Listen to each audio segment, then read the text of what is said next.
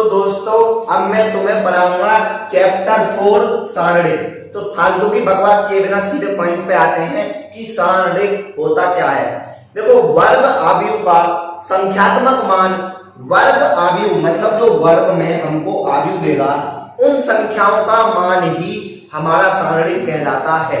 हम इसे देखो ऐसे प्रदर्शित करते हैं, मॉड ए, ये देगा मॉड ए, ऐसे हम इसको मतलब सारणिक को ये प्रदर्शित करता है कि ये हमारा सारणिक है।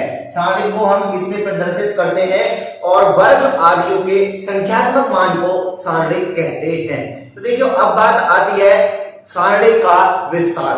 देखो सारणिक के 3 विस्तार हैं, प्रथम कोटि के सारणिक का विस्तार, द्वितीय कोटि के सारणिक का विस्तार और तृतीय कोटि के सारणिक का विस्तार। सबसे पहले हम बात करेंगे प्रथम कोटि के सारणिक का विस्तार।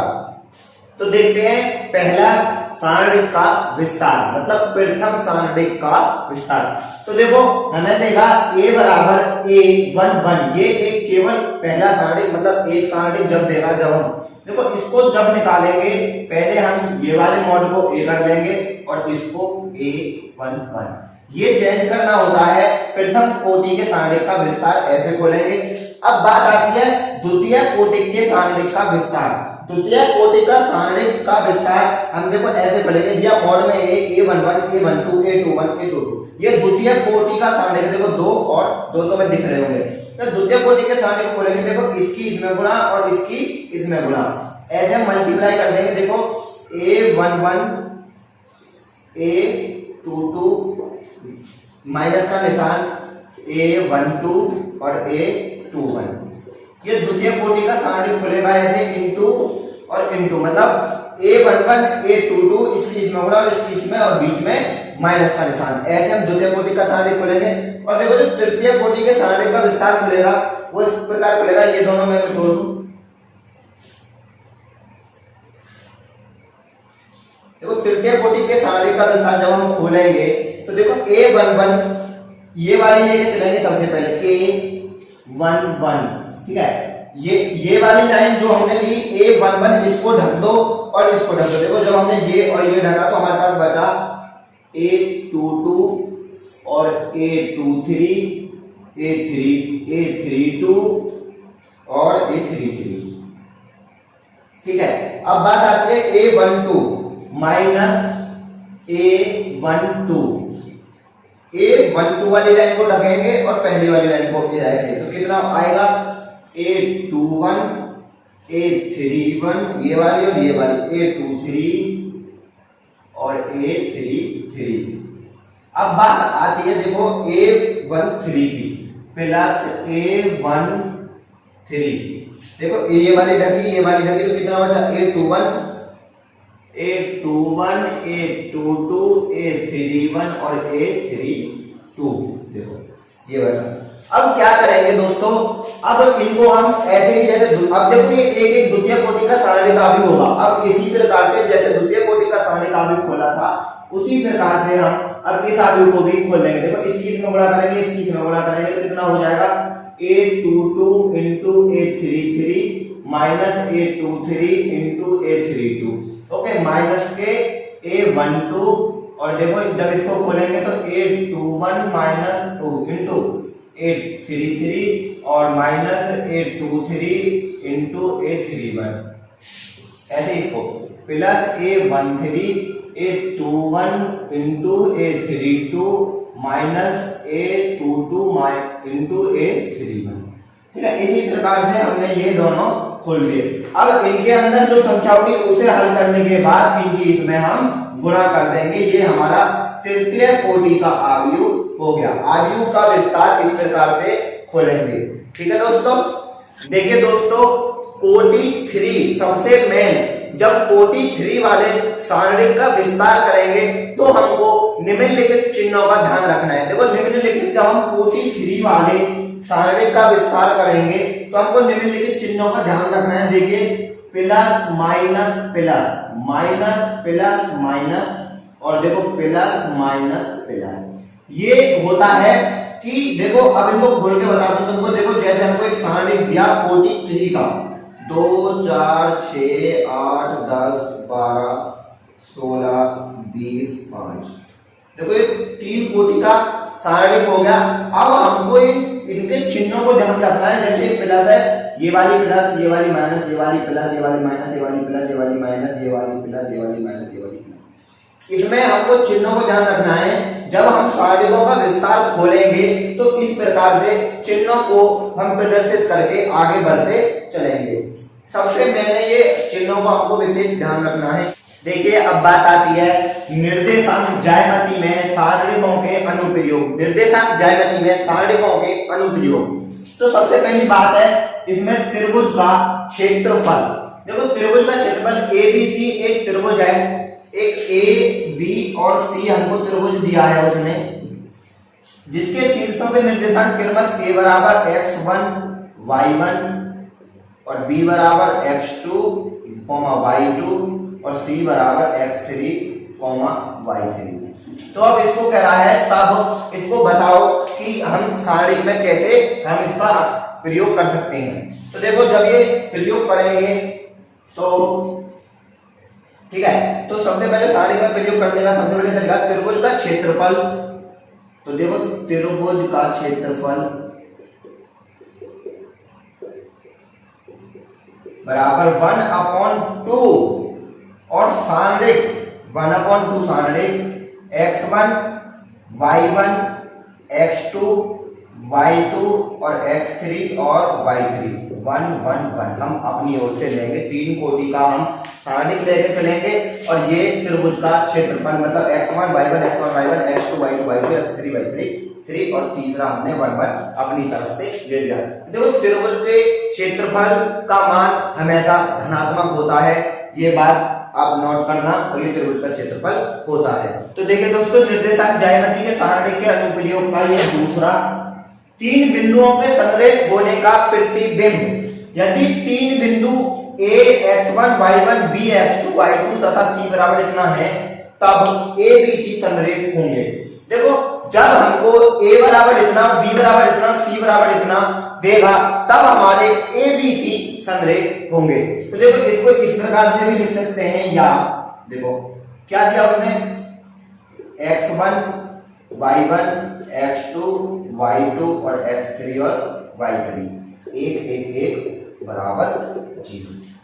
हम इसको इस प्रकार से भी लिख सकते हैं, तब हमारा संरेख होगा जब हमको इस प्रकार से बिंदु को एडजस्ट करके देगा। तो देखो दोस्तों 2 बिंदुओं से होकर जाने वाली रेखा का समीकरण नंबर 3। जब 2 बिंदुओं से कोई रेखा गुजरेगी, 2 बिंदुओं से जाने वाली रेखा का समीकरण, जब वो 2 बिंदुओं से गुजरेगी देखो कहीं ना कहीं वो एक बिंदु अलग बनाएंगी अपना। कहीं ना कहीं जब 2 चीजें एक बिंदु से होकर गुजरेंगी, देखो ऐसे कोई भी संख्या गुजरे आपस में कहीं ना कहीं जुड़ेंगी तो एक वो तीसरा बिंदु और बनाएंगी, जिसको हम px, y1 x y नाम दे सकते हैं। मतलब 2 बिंदुओं से होकर जाने वाली रेखा का समीकरण, जब भी 2 बिंदु 2 रेखाएं गुजरेंगी वो कहीं ना कहीं एक तीसरा बिंदु जरूर बनाएंगी px, y।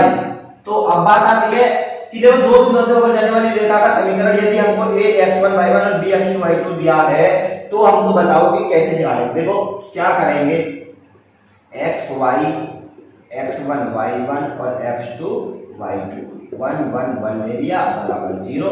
ये 2 बिंदुओं से होकर जाने वाली रेखा का समीकरण सारणिक में इस प्रकार से निकालेंगे। तो देखो निर्देशांक ज्यामिति में सारणिक के अनुप्रयोग में तुम्हें अब पूरे करा चुका, आई होप कि तुम्हारी समझ में आए होंगे। तो दोस्तों अब सबसे मेन समझाने वाली जो बात है वो है उप सारणिक और सहगुणनखंड, यानी कि सहखंड। हम सहगुणनखंड को सहखंड भी कह सकते हैं। तो देखिए उप सारणिक सारणिक भी हमको a11 a21 a31, अब हम इसको कैसे हल करेंगे। देखो सारणिक को कैसे हल करेंगे, वही हमारा फॉर्मूला। इसको हम उप सारणिक को m से प्रदर्शित करते हैं, एक ही जगह अब हम m मान के चलेंगे। देखो m11, तो m11 इसको ढको और इसको ढको, मतलब पहली लाइन और जो 11 वाली लाइन ढकी पूरी, तो कितना बचा a22 a23 और a32 और a33। ओके, अलग अलग लाइन निकाल देंगे। m11 m22 देखो बराबर m11 बराबर और m22 बराबर, सॉरी m12 बराबर टू नहीं 1 2, पहली वाली लाइन ये रखी, कितना बचा A21 A31 A23 और A33। अब आ जाओ M अलग अलग है भाई, ये माइनस में कॉमा। अब आ जाने के बाद M13 हम उप सारणी को M से प्रदर्शित करते हैं। देखो M13 में ये वाली रखेंगे और ये वाली रखेंगे, बराबर M13 बराबर A21 A22 A31 और A32। देखो ये बात होगी, उप सारणी को M से प्रदर्शित करेंगे और हम ये एवा की जगह M11 M12 और M13 लेंगे। इस प्रकार हम उप सारणी कॉल करेंगे। अब बात आती है सह गुणनखंड यानी कि सहखंड। देखो सहखंड को हम C से प्रदर्शित करते हैं, इसको हम M से प्रदर्शित और इसको हम C से प्रदर्शित। तो देखो इसमें क्या करेंगे, C11 बराबर वही वाली विधि, इसमें भी A22 A23 और A32 और A33। और देखो ऐसे ही C12 को करेंगे, इसमें दो ही निकालते हैं, A21 A31 A23 और A33। ये बात हो गई उप सारणिक और सह गुणनखंड यानी कि सहखंड की। तो ये सबसे मेन है। और अब मैं आपको जो ज्यादा मेन सवाल है इनसे कुछ रिलेटिव जो सवाल है वो करा रहा हूं, आइए देखो। तो देखिए दोस्तों, हमको पहला सवाल दिया है, यदि इतना इतना हो तो x का मान, हमको x का मान ज्ञात करना है। मैंने तुम्हें बताया जब दो वाला सारणिक, दो का सारणिक हो, इसका विस्तार कैसे करेंगे। देखो ये दिया हमको x 2 18 x बराबर 6 2 18 6। देखो इसको कैसे करेंगे, x की x में गुणा मैंने बताई, x स्क्वायर माइनस 18 दूनी 36। देखो x की x में 18 दूनी मतलब 2 की 18 में करें तो 36 बराबर 6 6 36 माइनस 18 दूनी 36। देखो जब इसको हल करेंगे तो कैसे करेंगे, देखो सॉरी x स्क्वायर माइनस के 36, इन दोनों को हम जब इधर लाएंगे तो देखो ये तो हमारी जीरो हो जाएगी। जब जीरो हो गई तो अब इसका कोई मतलब नहीं है, बराबर में जीरो आ गई। तो देखो x स्क्वायर माइनस के 36 सॉरी बराबर जीरो है। तो देखो जब हम x स्क्वायर को इधर देके जाएंगे जीरो के, तो ये माइनस है तो ये प्लस में हो जाएगी, तो x बराबर 36 और जो x पे से स्क्वायर हटाएंगे तो ये रूट में आ जाएगी 36 और x बराबर हमारा आंसर आएगा प्लस माइनस 36। तो ये पहला सवाल, मतलब दो जब सारणी को खोलने की विधि द्वारा पहला सवाल। तो देखिए दूसरा सवाल है त्रिभुज, मतलब त्रिभुज का जिसके शीर्ष इतने हैं, तो त्रिभुज का क्षेत्रफल मैंने आपको बताया 1/2 लेके चलेंगे और हमको ये दिए हैं मान। देखो 10 60 और 43 मैंने बताया, एक अपनी तरफ से जोड़ लेंगे और बराबर में 0। ठीक है, तो जब हम करेंगे नहीं बराबर, जब 1/2 लगा देंगे तो बराबर में 0 नहीं लगाएंगे। तो देखो अब ये 3 का दिया, मैंने बताया 3 का सारणी खोलने का विस्तार तुमको बताया, पहले 1 लेंगे फिर ये वाली रखेंगे, ये वाली रखेंगे। देखो कितना आ गया, 0 इसमें गुणा करी तो 0 की 0 माइनस 3 एकम 3। ठीक है, अब आया माइनस 0, ये ढका और ये ढका, इस 6 की 1 में गुणा करी 6 एकम 6। डायरेक्ट बता रहा हूं, वैसे आप समझा तो मैंने पिछली बार दिया, तो अब समझाने की कोई जरूरत नहीं है। और अब आया +1, ये ढका 3 6 18 और माइनस के 0। ठीक है, अब बात आती है इधर खोलने की। देखो 1 0 में से 3 गए तो माइनस के 3, ये मोड में है सब। ओके, 0 में से माइनस के 3 गए तो -3, इसके 0 में गुणा करेंगे तो ये तो सिंपल सी बात है, ये तो 0 हो जाएगा। तो इसे लिख रही मत, ये 0 हो जाएगा क्योंकि 0 में गुणा होगी तो 0। तो +1 आवाज +1 18 में से 0 गए तो 18। देखो 3 की -1 में गुणा करी तो कितना आया हमारा -3 और 18 की 1 में गुणा करी तो हमारा आया 18 एकम 18। ठीक है, अब बात आती है इन्हें हल करने की। इनको जब हम हल करेंगे तो देखो एक प्लस की और एक माइनस की, तो प्लस की में से मतलब बड़ी में से छोटी को घटाया जाएगा और बड़ी संख्या का निशान लगाया जाएगा। 18 में से 3 गए तो हमारा आ जाएगा 15। ठीक है, अब ये 1/2 हमको साथ लेके चलनी है, 1/2 बराबर 15। तो देखो क्या हो जाएगा, ये 15 ऊपर और 2 नीचे, क्योंकि कट तो रही नहीं है, आंसर आ जाएगा हमारा 15/2 वर्ग इकाई। सवाल क्लियर है। तो दोस्तों यह इस प्रश्नावली का लास्ट सवाल है और बाकी सवाल है मैं आपको बार बार बता रहा हूँ, मेरे व्हाट्सएप ग्रुप पे ज्वाइन होइए और मैं आपको वहां पे ये सारे सवाल जो भी आपको और मेल लगते हैं, जो मैंने वो मैंने करा दिए और जो आपको मेल लगते हैं वो आप वहां मुझसे संपर्क करिए, मैं आपको वहां कराऊंगा। देखो ये सवाल है, यदि ये बराबर इतना तो दिखाइए कि ए इनवर्स का अस्तित्व नहीं है। तो देखो जब हम इसको हल करेंगे, दिया है हमको ए बराबर क्या दिया है 6 माइनस के 2 माइनस के 3 और 1। इसका हमको बताना है ए इनवर्स निकालने का मॉड में ए लेंगे और देखो इसकी इसमें गुणा और इसकी इसमें गुणा बराबर, जब हम 6 की गुणा 1 में 6 गुणा 1 माइनस लेंगे। अब देखो क्या है -3 मल्टीप्लाई माइनस के 2, तो 6 एकम 6, इस वाले माइनस से माइनस कट जाएगा, माइनस माइनस प्लस, मान लो 3 दूनी 6 माइनस के 6, तो मॉड में ए बराबर आया हमारा 0। तो ये सिद्ध होता है कि ए इनवर्स का अस्तित्व नहीं है। 0 आने पर सिद्ध होता है कि ए इनवर्स का अस्तित्व नहीं है।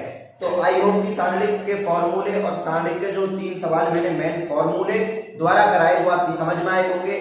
तो दोस्तों और बाकी के सवाल समझने के लिए व्हाट्सएप ग्रुप पे ज्वाइन होइए और वहां मैं आपको बाकी के सारे सवाल कराता हूं और सपोर्ट करिए जल्दी से जल्दी मैं आपको लाइव पढ़ा सकूं।